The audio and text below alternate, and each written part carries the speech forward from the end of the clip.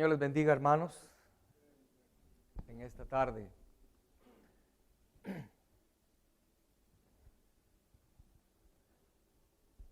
¿Qué quieres en la vida? Es una pregunta que deberíamos hacernos, hermanos. Una pregunta que deberíamos respondernos, encontrar la respuesta con honestidad hoy, antes que sea demasiado tarde, hermanos. Amén. Y que no llegue el día, como dice en Eclesiastés, ¿verdad? Cuando digas que ya es tarde y que ya no puedes hacer nada. Ya llegaste al final de la cuerda, ya no tienes más. ¿Qué quieres en la vida? Preguntémonos eso. ¿Qué es lo que yo quiero en realidad? ¿Qué es lo que busco? ¿Cuál es mi verdadera meta? ¿Qué es lo que yo estoy tratando de alcanzar en esta vida? Oh, hermanos, necesitamos respondernos esa pregunta. Y nuestras acciones y nuestra manera de vivir, nuestras decisiones, es lo que nos va a dar las pistas de, en realidad, qué es lo que queremos, ¿verdad? En la Biblia encontramos, hermanos, que Jesús llegó a Betania, dice, un pueblecito que estaba cerca de Jerusalén. Y ahí en Betania había una casa donde vivían unos amigos de Jesús. Ahí vivía 3 hermanos, vivían en esa casa, por lo que dice la Biblia. Marta, María y Lázaro, su hermano. Y dice la Biblia que Jesús llegó a visitarlos. Y en el cuadro ahí encontramos, hermanos, usted recordará esa historia, ¿verdad? Que María se sentó a los pies de Jesús.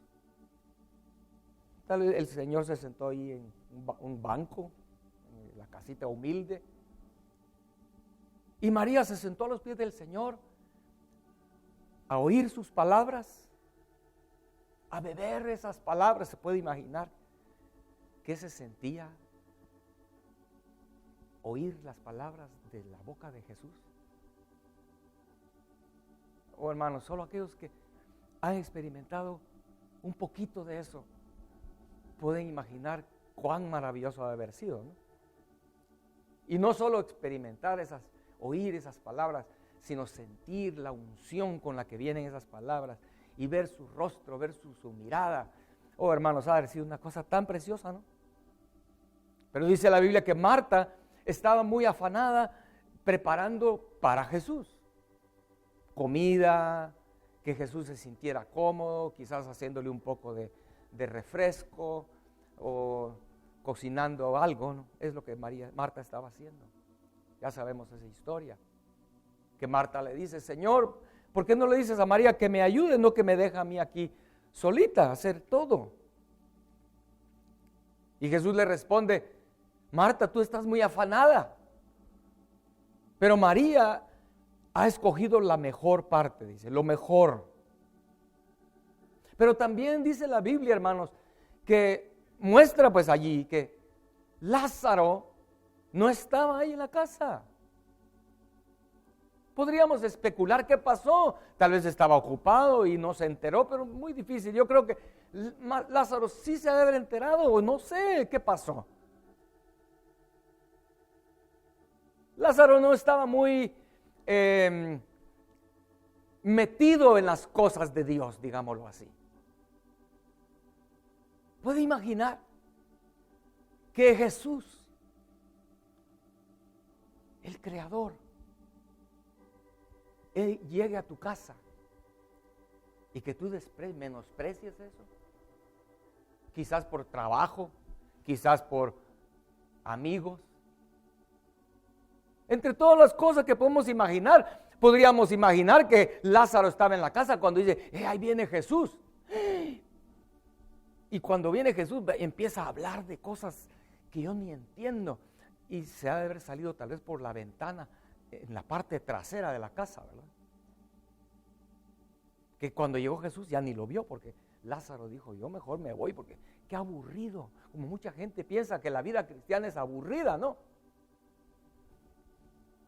Amén. Yo sé que encontramos ahí 3 personajes, ¿no?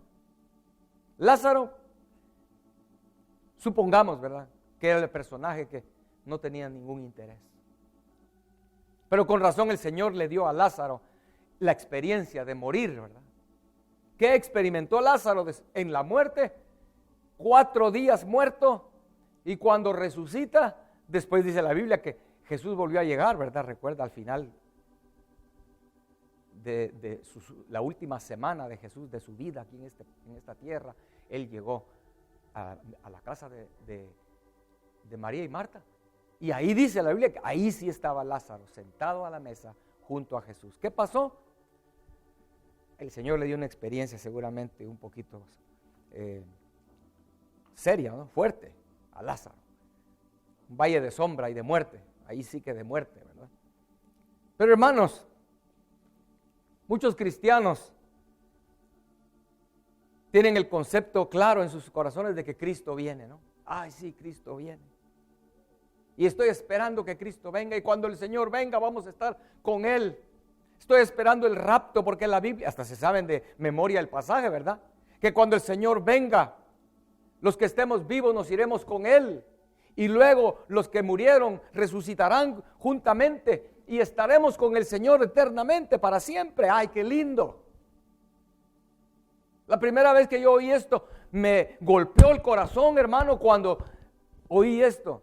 ¿Cómo es que decimos que queremos estar con Jesús eternamente, por la eternidad, y aquí en esta tierra no queremos pasar con Él ni 5 minutos? Hay gente que no ora ni 5 minutos, ni busca su presencia 5 minutos. Viene a la iglesia y en lo que otros están encontrándose con el Señor está pensando en otras cosas, divagando su mente. ¿Cómo podemos pensar eso? Que vamos a estar con Él eternamente si aquí no tenemos interés de estar con Él. Como que eso no encaja, ¿no? Algo no está bien ahí, hermanos. Algo no está bien ahí, y tal vez no vas a estar con Él eternamente si aquí en esta tierra no te interesa, porque lo que te interesa es otra cosa en tu vida. Por eso necesitamos hacernos la pregunta, hermanos, ¿qué es lo que quiero yo en esta vida? Porque basado en eso, podemos entonces hacer algunos cambios, creo yo, que necesitamos hacer. Amén.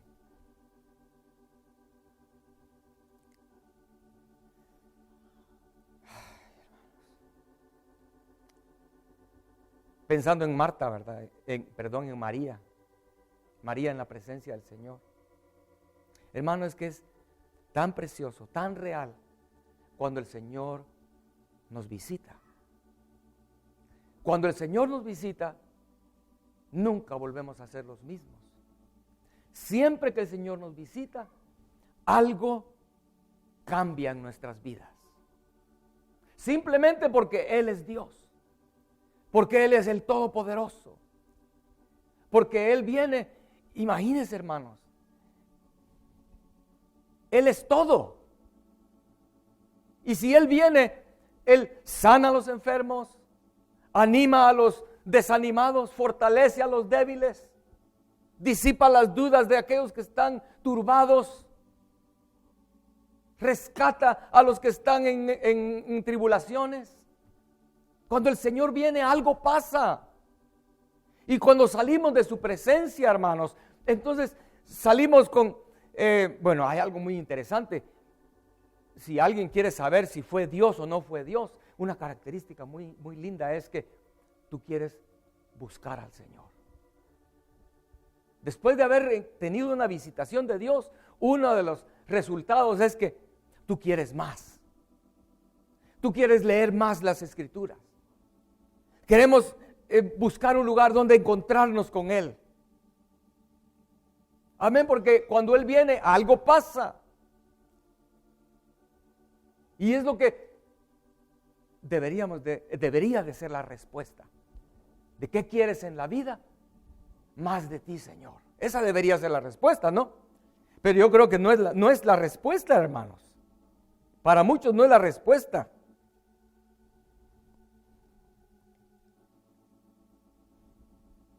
Cuando el Señor viene, Él deja una marca. Hermanos, es como cuando un par de enamorados, entre más se ven, cada vez que se vieron, después de que se despiden, quieren otra vez más. Y quieren volver otra vez a tener la experiencia de verse, por lo menos verse a los ojos, oír sus palabras. Es lo que pasó con la mujer del Cantar de los Cantares. Por eso entendemos por qué ella dice en el inicio del libro: oh, si él me besara con besos de su boca, dice. Eso dice esa mujer en el inicio del libro. Porque había quedado ese anhelo, esa hambre del amado. Y todo el libro del Cantar de los Cantares, si usted quiere leerlo, es ese proceso donde ella, desde el primer encuentro con el amado, va siendo transformada, va siendo cambiada. Sus intereses en la vida cambian. Antes ella quería otras cosas, pero después de que el Señor la empieza a visitar, en el libro de Cantares, sus intereses empiezan a ser cambiados. Su visión empieza a ser movida de la tierra y de las cosas terrenales al amado. No podía ella quitar los ojos del amado cuando el amado no está y lo pierde. Recuerda, ella anda buscándolo, pero con aquella desesperación. De tal manera que le pregunta: bueno, pero ¿por qué estás tan desesperada? Al fin de cuentas, ¿quién es tu amado como para que estés así? ¿Acaso no hay más? Ella podía decir: no hay más. Y ella termina, hermanos, esa caminata, como ojalá nosotros podamos terminar nuestra caminata. Pero todo va a depender en qué es lo que quieres en esta vida. Y esta mujer, en el libro de Cantares, cada vez el anhelo por su amado fue más fuerte, que terminó su caminata. En el último libro de Cantares, el último capítulo, el verso 8, verso 5, dice: ¿quién es esta que sube del desierto recostada sobre su amado? Ella terminó su caminata y salió del desierto. Sabemos que el cruce del desierto es el paso por esta vida, hermanos. Pasar por esta vida es cruzar ese desierto. Y al llegar a la orilla y salir del desierto y terminar su caminata, su carrera, su vida, dice que ella viene recostada sobre su amado. Eso se va a decir de todo cristiano que ha tomado la decisión correcta en qué es lo que de verdad quiere en esta vida. Amén. ¿Algunos han oído de Pat Boone? Pat Boone. A ver, ¿alguien ha oído de Pat Boone? Levante la mano, ¿alguien? ¿Nadie? A ver, ¿cuántos han oído de Elvis Presley? Levante la mano. ¿Cuántos han oído de Elvis Presley?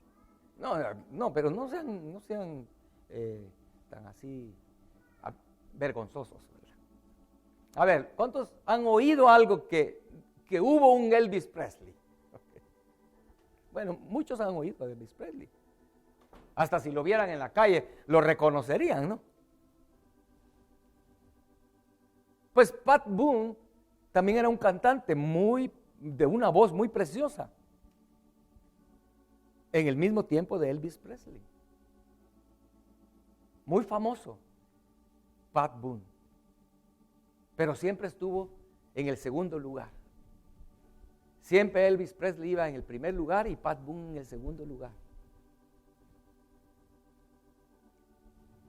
Y cuentan, hermanos, que Pat Boone fue entrevistado poco después de la muerte prematura de Elvis Presley. Él murió muy joven, ¿verdad? Y Pat Boone dijo esto: me preocupé mucho por Elvis, porque eran medio conocidos, medio amigos, ¿verdad? Eran de la misma carrera. Me preocupé mucho por Elvis, dijo, pero él fue en la dirección equivocada. Irónicamente nos vimos por última vez cuando iba a hacer un show en el este y él iba a Las Vegas. Me dijo: hey Pat, ¿a dónde vas? Le dije a dónde iba y cómo esperaba estar involucrado en algún tipo de ministerio cristiano.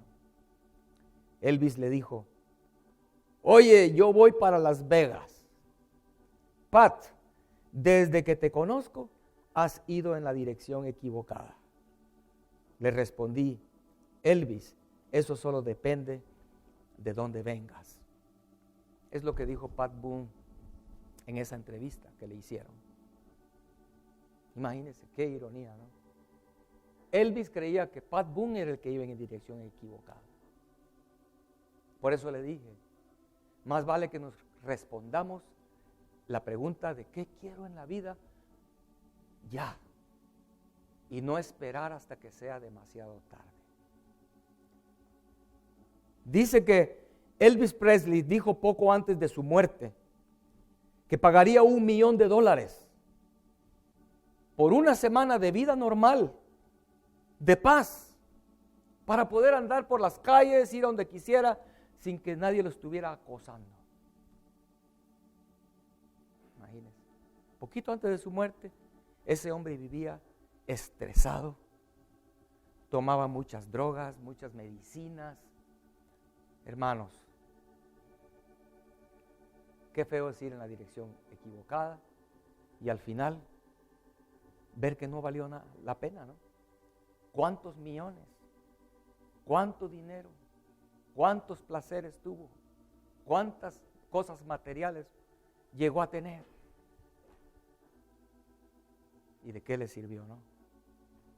Preguntémonos, hermanos, en esta tarde, ¿qué quiero yo en la vida? Porque lo más seguro es que aquí entre nosotros no hay nadie tan famoso como Elvis Presley, ¿verdad? Pero aunque no somos tan famosos como Elvis Presley, ni siquiera nada famosos, nos podemos morir hoy que nadie se entera. No fue como cuando murió Elvis Presley. Miles de gente, ¿verdad? De todo el mundo vinieron ahí a Nashville, creo que fue, no sé dónde, a ver el funeral, a despedirlo. Pero si nosotros nos morimos, no importa. No somos nadie a los ojos del mundo. Pero aunque somos tan pequeños, aún así estamos queriendo alcanzar las mismas cosas que Elvis Presley buscaba: reconocimiento, dinero, comodidad, cosas materiales. Hermano, ¿qué queremos en la vida? Como le dijo Jeremías a su ayudante, ¿verdad? A su siervo Baruch. Le dijo: Baruch, buscas para ti grandezas, no las busques, le dijo. Es lo que el Señor nos dice en esta hora, hermanos. Amén. Mire cómo dice Eclesiastés capítulo 5, verso 12. ¿Cuál es el sueño del trabajador? Coma mucho, coma poco, pero al rico no le deja dormir la abundancia. O sea que dice que el trabajador, su sueño en la noche es dulce, aunque coma poquito, unas tortillas con frijoles, o aunque coma mucho, no importa.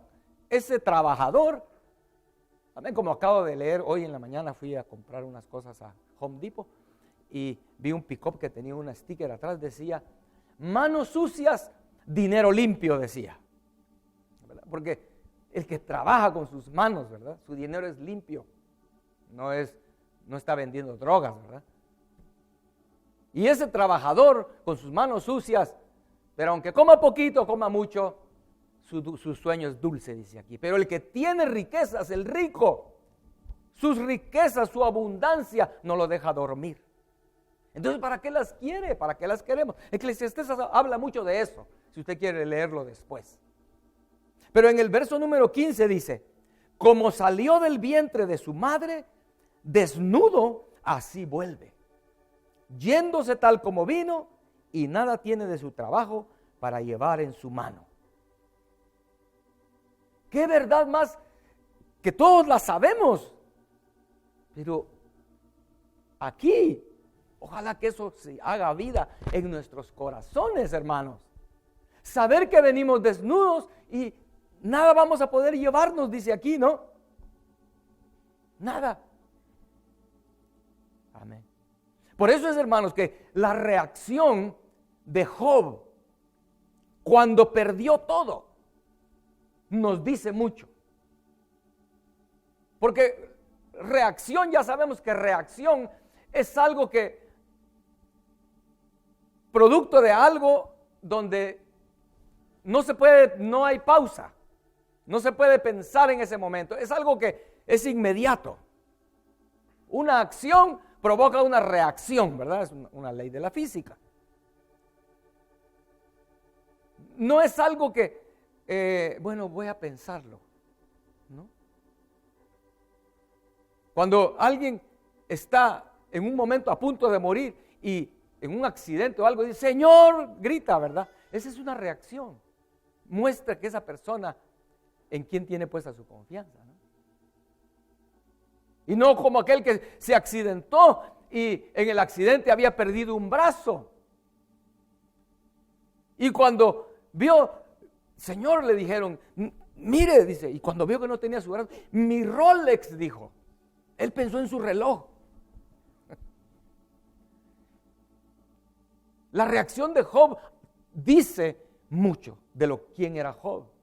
Cuando perdió todo, que era mucho lo que perdió, ¿no? La Biblia lo explica. Él era un hombre muy rico. Tenía muchas cosas, tenía riquezas como nadie en su época.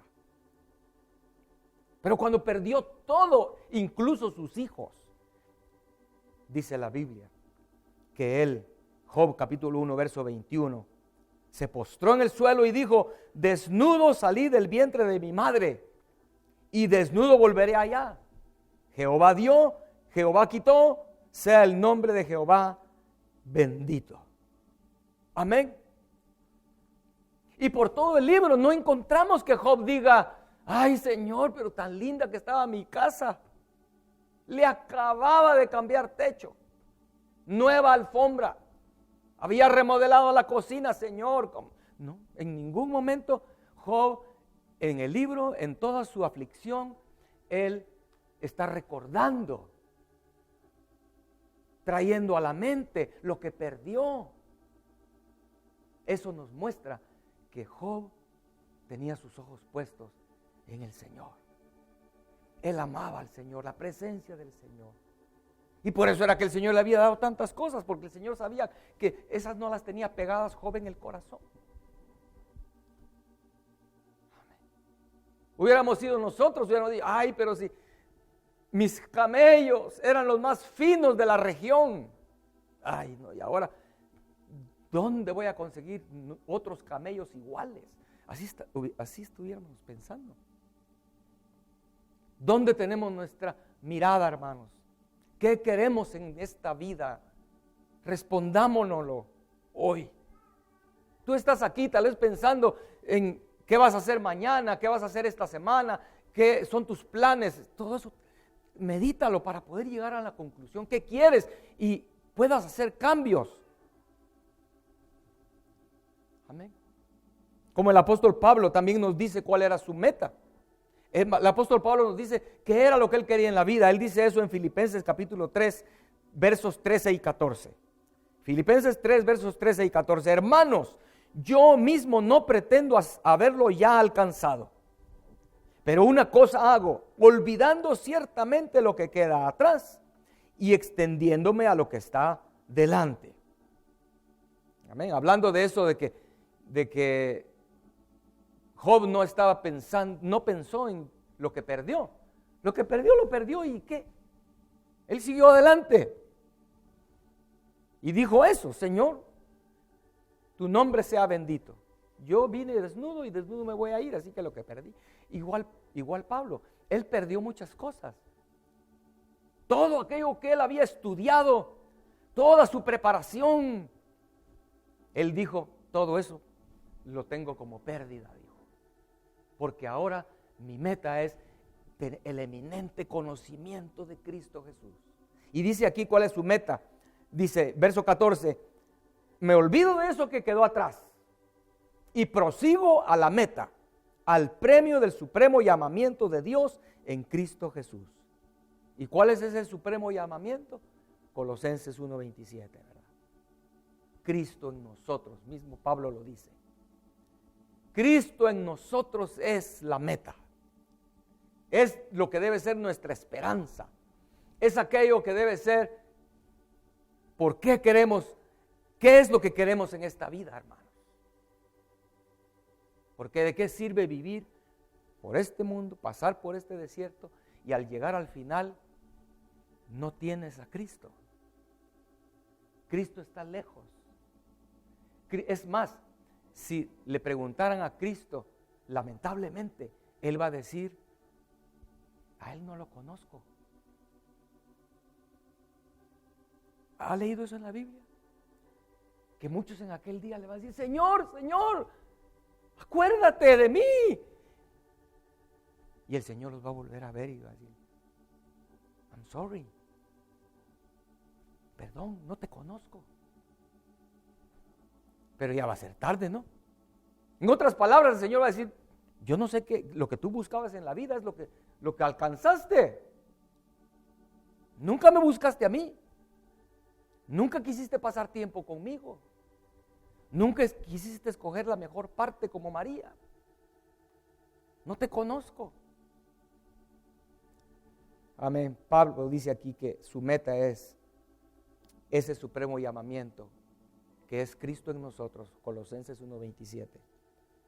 Cristo en nosotros. Amén. Tal vez viendo lo que otros han buscado en la vida nos puede ayudar a identificar si nosotros estamos igual o por esos caminos. Por lo menos Judas menciona 3, rapidito se los digo. Judas menciona a Caín, a Balaam y a Coré. ¿Recuerdan ese pasaje en la carta de Judas? Entonces dice Judas, no caminemos en el camino de Caín. ¿Y cuál era el camino de Caín, hermanos? Pues entre muchas otras cosas seguramente, el camino de Caín era hacer las cosas a su manera. Aquellas personas que no les gusta que les digan cómo hacer las cosas. Y por lo tanto rechazan al Señor, rechazan su palabra, rechazan consejos. Ellos quieren hacer las cosas como ellos quieren. Amén. Ese es el camino de Caín. Gente que anda en su camino, no en el camino de Dios. Y mucha gente, es mi camino, es que era el camino de mi abuelita y mi abuelito, era el camino de mi papá, el camino de mi... ¿Qué importa? Si no es el camino de Dios, ¿qué importa si era el camino de toda mi familia y toda mi generación? No importa. Yo quiero escoger el camino de Dios, no mi camino ni el que... Porque eso es muy común. Hermano, yo se lo digo porque yo fui católico y toda mi familia fue católica. Y el pecado más grande era, ay no, ¿cómo es que estás despreciando la religión de tus padres? Hermano, si no es el camino de Dios. Caín escogió su camino en el mero inicio, hermanos. Y eso me estaba pensando hace un momento en Adán. Que yo no sé qué sintió Adán, hermanos. Pero ha de haber sido un tormento. Después de haber tenido la presencia misma de Dios en el huerto, todos los días Dios llegaba y tenía comunión con Adán. Como le dije hace un momento, cuando el Señor nos visita, cada vez que Él viene, algo es transformado en nosotros. Y eso es infinito, porque Dios es infinito. Nunca vamos a poder decir, ya conozco a Dios, ya Dios me dio todo lo que podía darme. Jamás, Él es infinito. Y cada día que el Señor llegaba a visitar a Adán era una experiencia nueva, una experiencia fresca. Y cuando de pronto se ve fuera del huerto, en una tierra que el Señor ha maldecido por amor al hombre, donde hay que trabajar duro para que la tierra produzca algo, no como en el huerto, ¿verdad? Producía de sí. Qué dolor ha de haber sido para Adán, ¿no? Haber perdido la presencia de Dios. Pero el Señor dice que puso una espada de fuego en la entrada del huerto para que el hombre no regresara y tomara el árbol de la vida, si no fuera a través de la espada. Y el Señor quiere que el hombre, por amor a Él, por amor al árbol de vida, esté dispuesto a pasar la espada. Como le dije hace un momento, ¿verdad? Es necesario que por tribulaciones podamos llegar a la meta, hermanos. Pero no tengamos temor, porque el Señor va a ir ahí con nosotros, hermanos. Amén. El camino de Balaam, dice Judas también. ¿Cuál fue el camino de Balaam? Igual que el camino de Judas, que el camino de Demas. Amaba este mundo, amaba el dinero, las cosas terrenales, las riquezas. Es el camino de Balaam. Si por obtener riquezas tenía que trabajar 3 turnos, lo hacía Balaam. Como sucede hoy con muchos cristianos, ¿verdad? Ay, no tengo tiempo para buscar al Señor. ¿Por qué? Porque trabajo mucho. ¿Y por qué trabajas mucho? Ay, porque tengo 2 carros, pago cable, pago internet, pago celular. Y ahora el celular hay que pagar hasta mensual, porque agarré el nuevo, ¿verdad? Entonces hay que pagar también el celular. Y tengo que pagar todos esos mis gustos. Por eso trabajo tanto y no tengo tiempo para el Señor. Pero es más importante esas cosas. Es más importante lo que puedes obtener. Pero el que ama la presencia del Señor, y si algo va a estorbarle buscar al Señor, tener tiempo para el Señor, va a preferir decir, bueno, mejor voy a bajar mi nivel, aunque no tenga celular, ¿qué importa? Pero quiero tener tiempo para el Señor. Balaam no era así. Coré era, lo que representa Coré es aquellas personas que tienen mucho orgullo espiritual, ¿verdad? Tanto que ellos creen que ellos pueden. Y desprecian la autoridad. La autoridad no importa. Por un tiempo Coré estaba muy contento con Moisés, pero por un tiempo. Llegó un momento donde algo pasó y ya Moisés ya me cayó mal. Y eso sucede entre las iglesias, ¿verdad? En el pueblo de Dios sucede. Gente que se creen muy espirituales. Pero cuando una cosita, al principio están bien, todo, mientras no les digan nada, todo está bien. Pero si su autoridad en un momento dado los llama, hermano, mira, esto está mal, oh no, el fin del mundo, ¿verdad? ¿Quién se cree que es él? ¿Acaso Dios a mí también no me habla? Pues es lo que Coré decía, hermanos. Pero vamos a verlos en el infierno por el camino que escogieron, lamentablemente, ¿no? Quiero terminar con David. Hermanos, leamos Salmo 27, por favor. Porque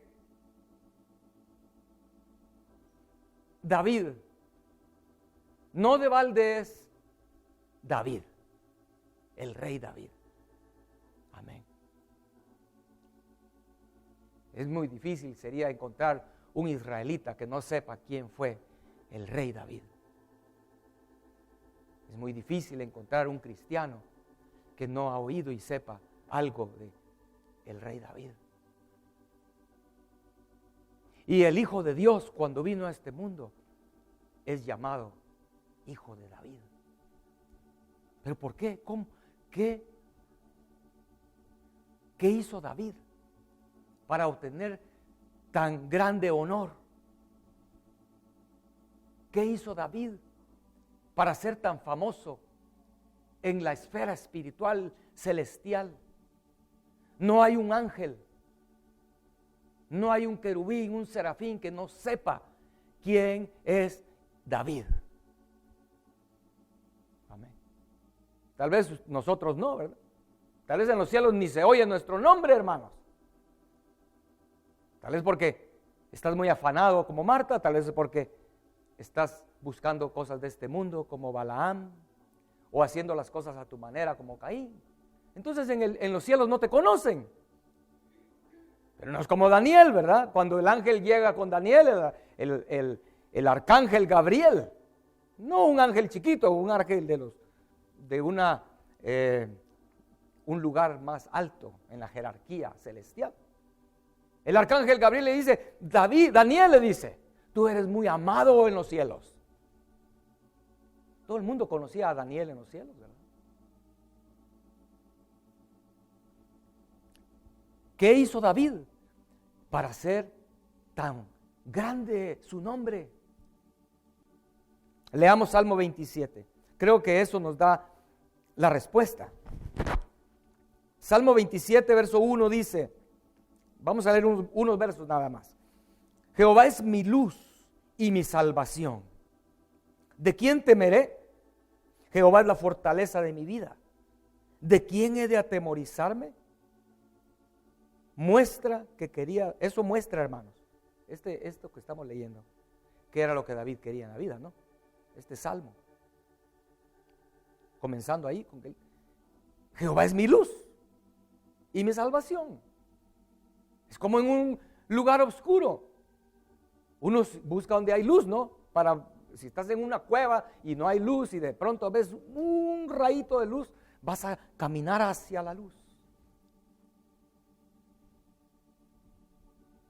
Luego dice el verso 4, una cosa he demandado a Jehová, esta buscaré, que esté yo en la casa de Jehová todos los días de mi vida. Vemos, es lo que él pide, para contemplar la hermosura de Jehová y para inquirir en su templo. Verso 8, mi corazón ha dicho de ti, buscad mi rostro, tu rostro buscaré, oh Jehová. Y verso 13, hubiera yo desmayado si no creyese que veré la bondad de Jehová en la tierra de los vivientes. No está hablando de los cristianos modernos de hoy, el pueblo de Dios en este tiempo, que dice, sí, yo voy a ver a mi Jesús. Un día voy a estar con Jesús. Pero aquí en la tierra no ven a Jesús. Jesús no tiene encuentros con ellos. No conocen al Señor. No les agrada su presencia, no la buscan. Pero David no, él dice, yo hubiera desmayado si no, dice aquí, creyese. Él creía en su corazón que aquí en esta tierra él iba a ver la bondad de Jehová, la manifestación de Dios en su vida. Y la vio. Pero hermanos, ¿qué es lo que muestra aquí que David dijo? Yo solo una cosa es lo que le he pedido al Señor. El verso 4, ¿verdad? Y esa cosa voy a buscar. Porque yo estoy seguro que tal vez a muchos aquí, tal vez la mayoría aquí de cristianos honestos que hemos conocido al Señor, en alguna manera hemos deseado de Dios, ¿verdad? Pero David no solo dice, yo una cosa le he pedido al Señor. Él agrega, y la voy a buscar. La voy a buscar. Voy a accionar. ¿Y qué es lo que él pidió al Señor? Que esté yo en la casa de Jehová todos los días de mi vida. Para contemplar su hermosura y para inquirir en su templo. Amén. Alguien preguntará, pero ¿y de qué me sirve eso a mí?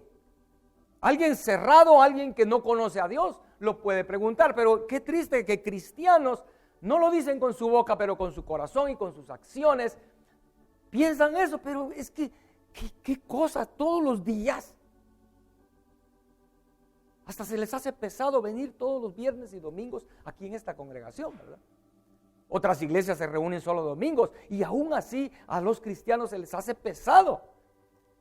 Ay, mejor vamos a la iglesia solo 2 domingos al mes. David dice, todos los días quiero estar en la casa de mi Dios para contemplar su hermosura, para inquirir ahí en su templo. Hermanos, de eso brotaron los salmos.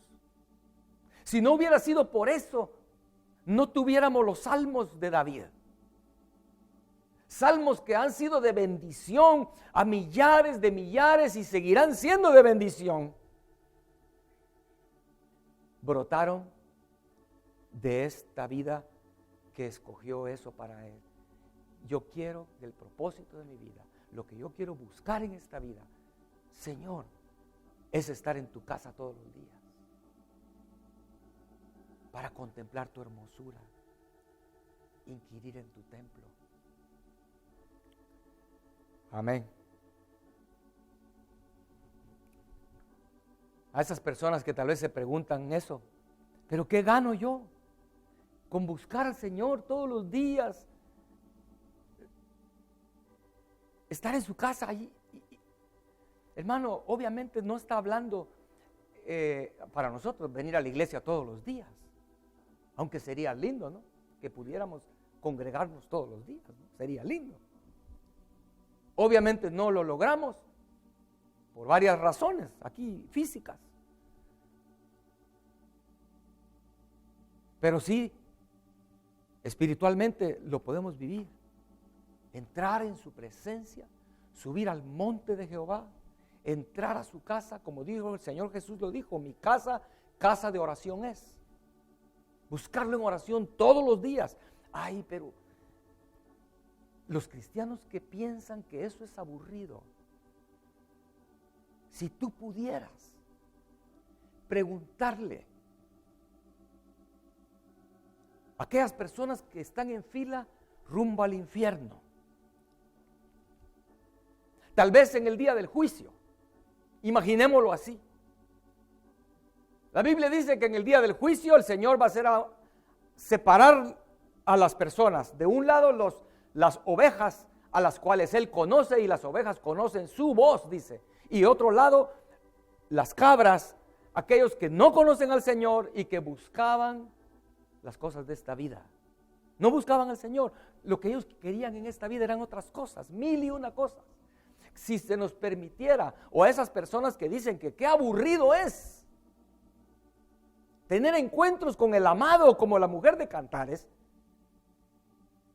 yo quiero invitarte a que te imagines que vas como un periodista a entrevistar a los que están en línea rumbo al infierno y le preguntas a cada uno de ellos que qué era lo que ellos querían en esta vida. A ver, le dices con el micrófono, ¿verdad? Con una grabadora. Dime, ¿qué era lo que tú querías en la vida? ¿Lo alcanzaste? Yo casi puedo imaginar que esas personas dirían, ni me hables, no quiero ni acordarme. ¿Cómo es posible que por esas cosas que yo buscaba, ahora voy al infierno? Hasta ahora puedo ver que esas cosas no valen nada. No sirven para nada. Todo lo que hay en esta vida, ¿qué dice Eclesiastés? El hombre más sabio que ha habido en la tierra que el Señor nos ha dado, Salomón, dijo, todo aquí es vanidad. Todo aquí es vanidad. Hermano, por eso yo te digo hoy, busca una respuesta, qué es lo que tú quieres en esta vida. Y si no es el Señor, como David decidió buscar al Señor, más vale que empieces a cambiar de rumbo.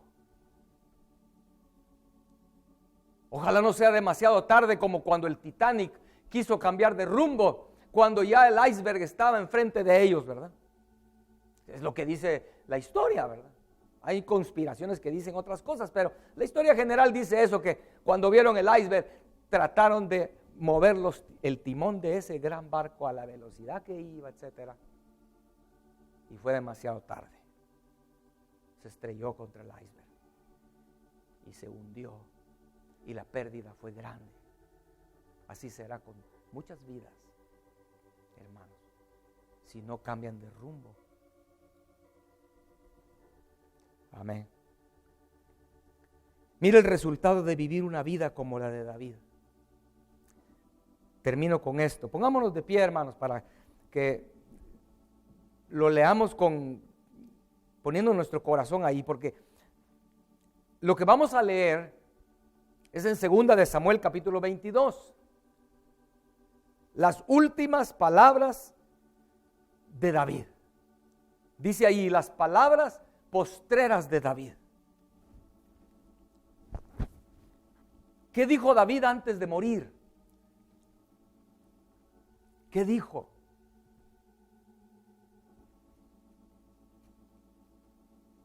Eso vamos a leer ahí ahorita, hermanos. Amén.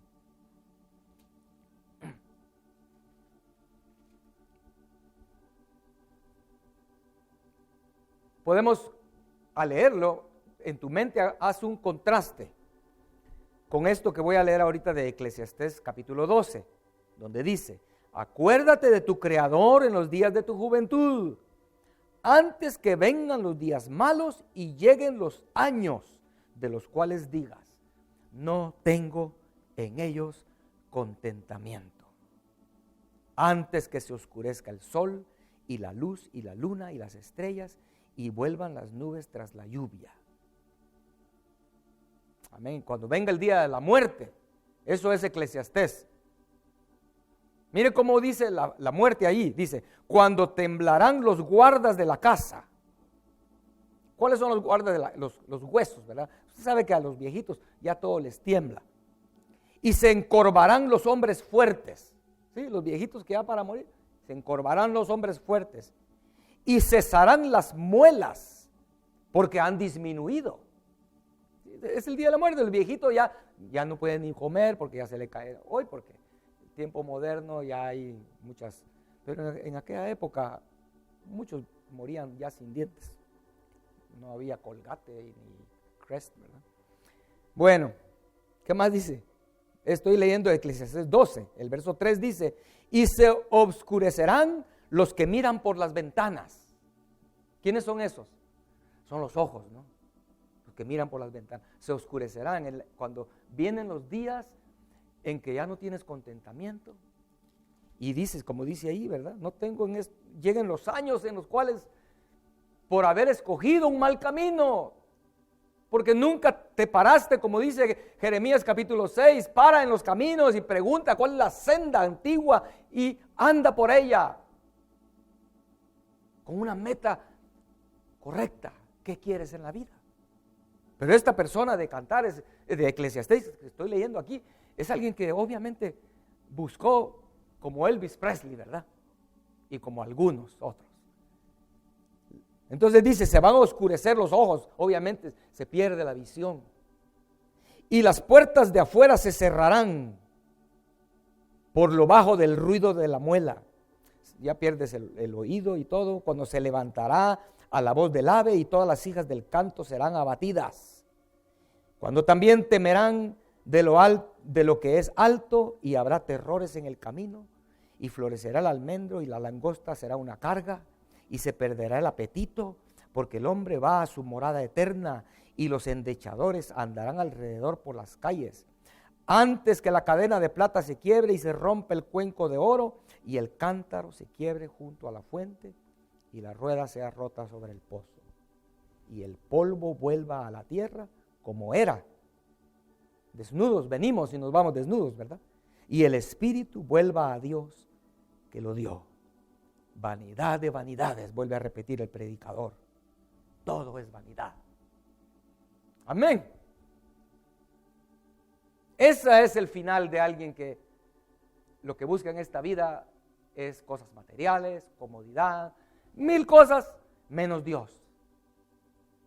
Ahora veamos el final de aquel David que dijo: yo una cosa quiero y voy a buscarla y se la he pedido al Señor, estar en su casa todos los días. Señor, danos la gracia hoy, Señor. Yo les estoy compartiendo eso para que el Señor en su misericordia haga un milagro como lo hizo con David y como lo ha hecho con otros hermanos. Y que abandonemos las cosas terrenales, el amor a las cosas terrenales. Entonces, 2 de Samuel 22 dice, estas son las postreras palabras de David. Dijo David, hijo de Isaí, dijo aquel varón que fue levantado en alto. Amén. Fue levantado en alto, el ungido del Dios de Jacob, el dulce cantor de Israel. El Espíritu de Dios, de Jehová, ha hablado por mí, y su palabra ha estado en mi lengua. Hermanos, que cuando lleguemos al último día de nuestra caminata, ya sea porque llegamos como viejitos, como leímos en Eclesiastés, o porque llegó nuestra hora, que nosotros pudiéramos decir lo mismo. Porque esto Dios se lo ofrece a todos los que lo buscan. Esto no es solo para David. Esto es para todo aquel como María escogió la mejor parte. Su presencia. Amén. Todos los días decidimos. El Señor o esto. El Señor o este tiempo de diversión. El Señor o este tiempo de perecear un rato, ¿verdad? El Señor o mi siesta. El Señor o ir a la calle a disfrutar algo.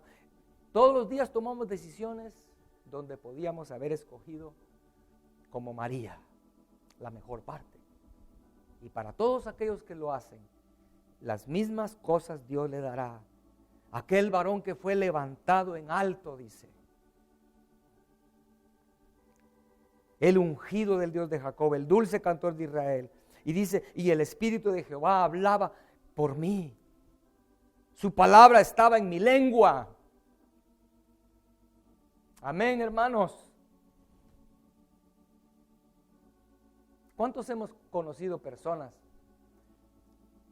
que buscan al Señor, que verdaderamente aman al Señor, y que cuando hablamos con ellos, sus palabras,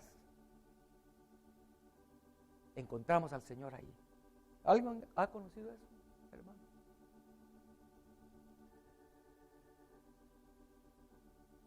Quiero hablar de mi suegra. Ella ya murió hace varios años. Ella era una mujer que buscaba a Dios, hermanos. Ella buscaba a Dios. Buscaba a Dios como un niño. Es más, ella era como un niño. Era como una niña. Muy inocente en muchas cosas. Desde que yo la conocí, al oírla, el Señor hablaba a través de ella. Yo recuerdo que muchos hermanos de la iglesia la buscaban, y yo también la busqué algunas veces.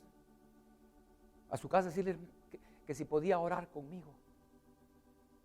Y lo que ella hacía, hermanos, era como una niña, agarraba su Biblia y decía, vamos, y como vivían en la iglesia, ¿verdad? Entonces entraba ahí al santuario y se arrodillaba con la persona que le había pedido orar. Y siempre lo hacía como una niña. Ella abría la Biblia donde caía, como ella confiaba en que Dios iba a hablar a través de su palabra, donde ella la abriera. Y la abría y empezaba a leer. Y hermanos, la presencia de Dios caía.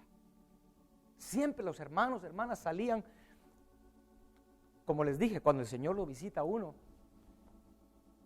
hay algo que pasa, cambia. David dice, la palabra del Señor estaba en mi boca.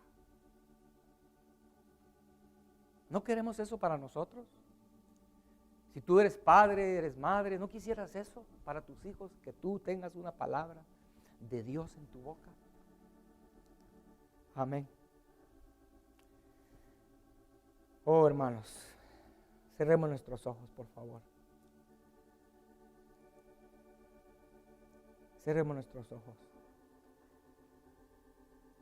Si usted quiere leer después, más adelante, todo lo que David escribe ahí de sus palabras postreras del verso 1 hasta el verso 7. Pero termino. ¿Qué quieres en la vida? ¿Qué quieres, hermano? ¿Una vida de placeres? ¿De experimentar nuevas cosas? Algunos quieren experimentar nuevas drogas. Otros quieren experimentar todo lo nuevo. Salen cosas nuevas, quieren comprarlas. Y eso es lo que tú quieres en la vida. ¿Qué es lo que quieres? Ay, bueno, lo único que yo quiero es comodidad, que no me molesten. Hermanos, de verdad, hay muchos cristianos que dicen, Señor, no lo dicen pues, pero es su actitud. Señor, mira, yo solo voy a estar aquí tranquilo, voy a la iglesia, pero no me molestes, no quiero que me estés molestando con esas cosas de que hay que orar, que hay que esto, que hay que lo otro. Yo solo quiero tranquilidad ahí con mi teléfono, viendo caricaturas tal vez. ¿Qué quieres en la vida, hermano? ¿Qué es lo que de verdad quieres? Que el Espíritu Santo, así con nuestros ojos cerrados, que el Espíritu Santo nos ilumine y podamos ver lo que queremos. Y que hoy los honestos, los que de verdad el Señor está hablándoles, le digan, puedan recibir un quebranto en sus corazones, arrepentimiento, y decirle, Señor, perdóname, Señor. Señor, dame la gracia que obtuvieron aquellos hombres que te buscaron, como Abraham dejó todo por buscarte. Nunca estuvo interesado en un solo pie cuadrado de tierra. Él te buscaba a ti.